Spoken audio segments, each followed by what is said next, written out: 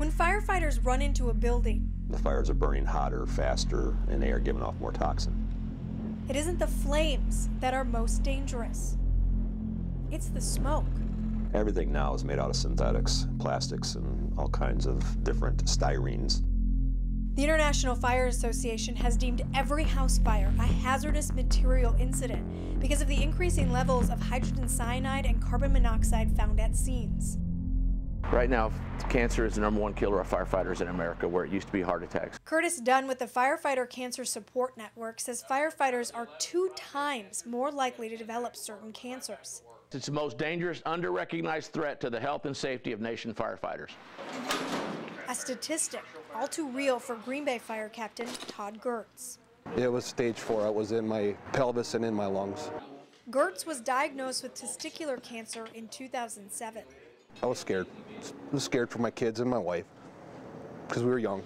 Luckily, after aggressive treatments and surgery, Gertz says he's been cancer-free for nearly 10 years. It only takes to know somebody that's going through cancer treatment, to watch the pain and anguish and the difficulty of that, to really know that we've got to do better. 1 more minute of normal breathing.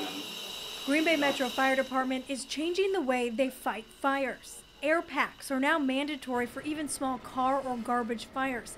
And anytime crews are at a scene where the air is unsafe. We're never going to eliminate exposure to cancer-causing products. It's just not going to happen because it's the nature of our job.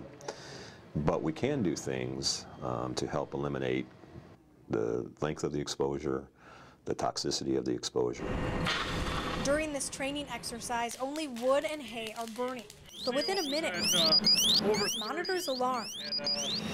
Hydrogen cyanide levels are extremely high, 3 times the limit deemed safe by OSHA. It's the simple things that are hurting us the most. While firefighter turnout gear protects them from some exposure, there are vulnerable spots, like their hood.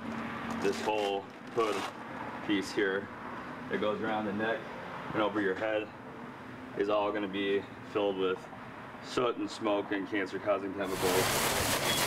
That's where rehab stations are now used. Once a firefighter leaves the front line, they remove their gear and use wipes to clean their neck, heads, wrists, and ankles.